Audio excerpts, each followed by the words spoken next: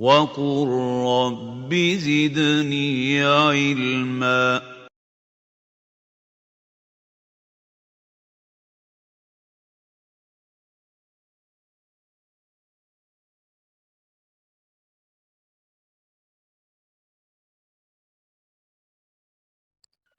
قال إني لا يحزنني أن تذهبوا به وأخاف أن يأكله الذئب وأنتم عنه غافلون۔ گزشتہ کل یہ بتایا گیا تھا کہ حضرت یوسف علیہ السلام کے بھائیوں نے حضرت یعقوب علیہ السلام سے حضرت یوسف علیہ السلام کو اپنے ساتھ لے جانے کی اجازت چاہی تو آپ نے منع فرمایا۔ دو باتیں آپ نے ان کے سامنے رکھی تھیں۔ ایک بات تو اس میں یہ تھی وَأَخَافُ أَن يَأْكُلَهُ الذِّئْبُ، کہ مجھے اندیشہ ہے، مجھے ڈر ہے کہ کہیں بھیڑیے انہیں کھا نہ لیں۔ یہ جو حضرت یعقوب علیہ السلام کو اندیشہ ہوا، یہ اندیشہ فراست تھی۔ آپ نے اپنی فراست سے اس بات کو پہچان لیا تھا۔ فراست ایک بہت بڑی نعمت ہوتی ہے، اور اللہ پاک یہ فراست کی نعمت متقی بندوں کو عطا کرتے ہیں۔ جو بندہ جس قدر گناہ سے بچتا ہے، جس قدر گناہوں سے اپنے آپ کو بچانے کی کوشش کرتا ہے، اللہ پاک اسے فراست کی اس نعمت سے نوازتے ہیں۔ جب بندے کو فراست کی نعمت ملتی ہے تو پھر وہ صحیح اور غلط کا فرق محسوس کرتا ہے، حق اور باطل کا فرق محسوس کرتا ہے، سچائی اور غلطی کا احساس اس کے اندر پیدا ہوتا ہے، حلال اور حرام میں تمیز کرنے لگتا ہے۔ اتنی بڑی نعمت ہے یہ فراست۔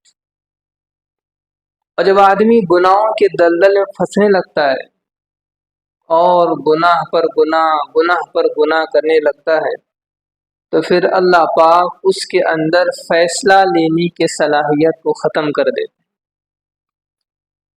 بعض لوگوں کو یہ شکایت ہوتی ہے کہ وہ کہتے ہیں کہ ہم فیصلہ نہیں لے پاتے۔ فیصلہ لینے کی طاقت اور قوت گناہوں کی وجہ سے اللہ پاک ختم کر دیتے ہیں۔ اب نہ حلال اور حرام کی کوئی تمیز باقی رہتی ہے، نہ غلط اور صحیح کا کوئی فرق رہتا ہے، نہ حلال اور حرام میں کوئی امتیاز، نہ سچ اور جھوٹ میں کوئی فرق، نہ حق اور باطل میں کوئی امتیاز۔ تو یہ نعمت اللہ پاک فراست کی متقی لوگوں کو عطا فرماتے ہیں۔ اب ذرا اس کی اہمیت کو سمجھیں کہ نبی علیہ السلام نے فرمایا اتقوا فراست المؤمن فإنه ينظر بنور اللہ، مومن کی فراست سے ڈرو اس لیے کہ وہ اللہ کے نور سے دیکھتا ہے۔ تاریخ میں چند ایسی ہستیاں گزری ہیں جن کی فراست بہت عجیب و غریب تھی، بہت عجیب و غریب۔ ایک مصر کے بادشاہ، عزیز مصر کی فراست۔ عزیز مصر نے جب حضرت یوسف علیہ السلام کو پہلی مرتبہ دیکھا تو اس نے دیکھتے ہی پہچان لیا تھا کہ اس بچے میں بہت سے کمالات ہیں، اس بچے میں بہت سے خوبیاں ہیں، اور اپنی بیوی سے کہا کہ اس بچے کا خیال رکھنا، یہ آئندہ چل کے ہمیں بہت فائدہ دے گا۔ آگے واقعے میں اس بات کا ذکر آئے گا کہ وہ جب کنویں سے نکالے گئے تو پھر جب بازار میں آئے تو ایک آگے واقعہ اس کا آئے گا۔ تو جب پہلی نظر عزیز مصر کی حضرت یوسف علیہ السلام پر پڑی تو اس نے کہا کہ یہ بچہ، اس بچے میں بہت کمال ہے، بہت خوبی ہے، اور بیوی سے کہا کہ اس بچے کی خاص انداز میں اس کا خیال رکھنا، یہ ہمیں بہت فائدہ دے گا۔ دوسری فراست حضرت آسیہ، فرعون کی بیوی حضرت آسیہ ہیں، ان کی بھی عجیب و غریب فراست تھی۔ جب انہوں نے حضرت موسیٰ علیہ السلام کو دیکھا، پہلی دفعہ دیکھا تو کہا کہ عسیٰ ان ینفعنا او نتخذ ولدا، کہنے لگیں کہ اس بچے سے یا تو ہمیں فائدہ ہوگا یا پھر ہم اس بچے کو اپنی اولاد بنا لیں گے۔ تیسری فراست حضرت ابوبکر صدیق رضی اللہ تعالیٰ عنہ. ابوبکر صدیق رضی اللہ تعالیٰ نے جب حضرت عمر فاروق رضی اللہ تعالیٰ عنہ کو دیکھا تو پہچان لیا کہ میرے بعد اگر کوئی خلیفہ ہونا چاہیے تو حضرت عمر فاروق ہیں، کہ ان کے خلیفہ بننے سے اسلام کو اور مضبوطی ہوگی اور مدد ملے گی. اسی طرح اور دو ہستیوں کی فراست کا ذکر ملتا ہے. ایک حضرت شعیب علیہ السلام کی بیٹی، جیسے گزشتہ جمعہ تفصیل سے یہ واقعہ ذکر کیا گیا جمعہ میں کہ حضرت شعیب علیہ السلام کو صرف بیٹیاں ہی بیٹیاں تھیں، بیٹے نہیں تھے، تو پھر سارا گھر کا کام بیٹیاں ہی سنبھالتے تھیں، بکریوں کو چرانا اور پھر پانی پلانا اور واپس لے آنا. تو اسی موقع پر حضرت شعیب علیہ السلام کی بیٹی کی نظر حضرت موسیٰ علیہ السلام پر پڑی تھی. جب وہ کنویں پر پہنچی اور وہاں کنویں پر لوگوں نے چٹان رکھ دی تھی تو حضرت موسیٰ علیہ السلام نے اس چٹان کو ہٹایا تھا. یہ سارا واقعہ حضرت شعیب علیہ السلام کی بیٹی نے اپنے والد سے ذکر کیا. تو حضرت شعیب علیہ السلام کی بیٹی نے حضرت موسیٰ علیہ السلام کے اندر یہ خوبی دیکھی تھی، تو انہوں نے کہا انہ قوی امین، اپنے والد سے کہا کہ وہ نوجوان بہت مضبوط ہے اور امانت دار بھی ہے، امین ہے. تو پھر اللہ پاک نے حضرت شعیب علیہ السلام کی اسی بیٹی سے حضرت موسیٰ علیہ السلام کا نکاح بھی کروایا. اسی طرح ایک فراست حضرت خدیجۃ الکبریٰ رضی اللہ تعالیٰ عنہ کی ہے. جب حضرت خدیجۃ الکبریٰ رضی اللہ تعالیٰ نے نبی علیہ السلام کو دیکھا پہلی دفعہ تو وہ سمجھ گئی کہ آنے والے وقت میں محمد بن عبداللہ یہ صرف محمد نہیں رہیں گے بلکہ رسول اللہ بنے. اس لیے انہوں نے نکاح کا پیغام دیا. تو فراست یہ تقوی کی بنیاد پر ملتی ہے. جس بندے میں جتنا تقوی ہوتا ہے اللہ پاک اس کے سامنے چیزوں کو کھولتے ہیں. آپ دیکھیں کہ لوگ اللہ والوں کے پاس جاتے ہیں اور اپنے مسائل کو حل کرواتے ہیں، وہ اسی وجہ سے ہوتا ہے کہ اللہ پاک ان کے اندر وہ فراست اللہ پاک رکھتے ہیں. وہ چیزوں کو سمجھتے ہیں کہ کون سی چیز سے فائدہ ہوتا ہے، کون سی چیز نقصان بھی. اللہ پاک اس بندے کو صلاحیت عطا فرماتے ہیں اور یہ تقوی کی بنیاد پر ملتا ہے. جتنا آدمی گناہ سے بچے گا، جتنا بچے گا، اللہ پاک اتنا اس کے اندر فراست ڈالتے جائیں. جب فراست کا تذکرہ چلا ہے تو ایک اور دو واقعات سنیں. حضرت عمر فاروق رضی اللہ تعالیٰ عنہ کا دور حکومت ہے. ایک خاتون آپ کی خدمت میں آئی اور آ کر کہنے لگی کہ امیر المومنین، میرے خاوند ساری رات تہجد پڑھتے ہیں، ساری رات تہجد، اور پھر سارا دن روزہ رکھتے ہیں. بس اتنا اس نے کہا اور وہ چلی گئی. ہم لوگ حیران کہ بس اتنے اپنے شوہر کے بارے میں یہ دو باتیں کہیں کہ تہجد پڑھتے ہیں ساری رات اور پھر سارا دن روزہ رکھتے ہیں. تو بعض لوگ کہنے لگے کہ بیوی شاید اپنے شوہر کی تعریف کرنا چاہ رہی تھی، اپنی عبادت کو دکھانا چاہ رہی تھی شوہر کی. تو حضرت عمر فاروق رضی اللہ تعالیٰ نے کہا کہ وہ اپنے شوہر کی تعریف نہیں بلکہ اپنے شوہر کی شکایت کر رہی تھی، اپنے شوہر کا شکوہ کرنے آئی تھی. دیکھیں بظاہر تو لگ رہا ہے کہ عبادت گزار ہیں، ساری رات تہجد کا اہتمام ہو رہا ہے اور دن بھر روزہ رکھ رہے ہیں، لیکن حضرت عمر فاروق نے اللہ پاک نے وہ فراست انہیں عطا فرمائی تھی. لوگ تو سمجھ رہے تھے کہ وہ بیوی شوہر کی تعریف کر رہی ہے. حضرت عمر فاروق رضی اللہ تعالیٰ نے کہا کہ تعریف نہیں بلکہ شکایت کر رہی تھی. لوگوں نے پوچھا کہ وہ کیسے؟ کہا کہ جب یہ آدمی ساری رات تہجد پڑھتا رہے اور پھر سارا دن روزہ رکھتا رہے تو پھر یہ اپنی بیوی کو کب ٹائم دے گا، اپنے گھر والوں کو کب ٹائم دے گا. پھر حضرت عمر فاروق رضی اللہ تعالیٰ نے اس معاملے کو اس وقت کے قاضی ابی بن کعب رضی اللہ تعالیٰ عنہ کے سپرد کیا کہ آپ اس کا فیصلہ کریں، چونکہ اس نے شکایت کی تھی. تو ابی بن کعب رضی اللہ تعالیٰ عنہ جو اس وقت چیف جسٹس تھے، قاضی تھے، انہوں نے اس شخص کو طلب کیا اور کہا کہ لگتے ہو تم بہت عبادت گزار ہو. تو اس نے کہا کہ میں عبادت کی کوشش کرتا ہوں. تو پھر آپ نے کہا کہ آج سے تم بس 3 دن تہجد پڑھو گے اور 3 دن روزہ رکھو گے اور چوتھے دن چھٹی. چوتھے دن نہ تمہیں تہجد پڑھنا ہے نہ تمہیں روزہ رکھنا ہے، بلکہ یہ چوتھا دن تم اپنے بیوی کے لیے ٹائم دو گے. اپنے گھر والوں کے لیے ٹائم دو گے، اپنے بیوی بچوں کے لیے تم وقت نکالو۔ اور جب یہ فیصلہ انہوں نے سنایا تو لوگ حیران ہوئے، تو لوگ پریشان ہوئے کہ بھائی آپ نے یہ فیصلہ کیسے سنایا، یہ مسئلہ کہاں سے آپ کو سمجھ میں آیا، یہ نقطہ آپ نے کہاں سے نکالا کہ 3 دن تہجد پڑھتے رہیں، روزہ رکھیں اور پھر چوتھے دن اپنے بیوی کو ٹائم دیں، گھر والوں کو ٹائم دیں۔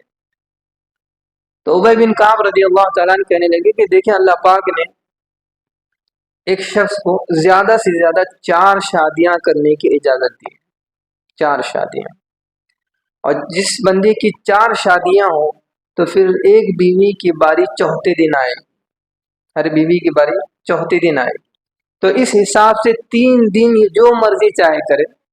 تو اس لیے میں نے کہا اگر تمہیں عبادت کا شوق ہے تو پھر 3 دن تم خوب عبادت کر لینا، تہجد پڑھ لینا، روزے رکھ لینا، لیکن چوتھا دن یہ تمہاری بیوی کے لیے وقت ہے، یہ چوتھا دن تمہاری بیوی کے لیے تم اپنا ٹائم نکالو، بیوی بچوں کے لیے ٹائم نکالو۔ ایسا نہیں کہ بس عبادت عبادت عبادت، اسلام میں عبادت بھی ہے اور گھر والوں کی ذمہ داریاں بھی۔ ایک دور تھا کہ لوگ رہبانیت اختیار کرتے تھے، بس کہ عبادت عبادت، نہ بیوی کی فکر، نہ ماں باپ کی فکر، نہ گھر والوں کی فکر۔ اسلام نے اس چیز کو منع کیا ہے۔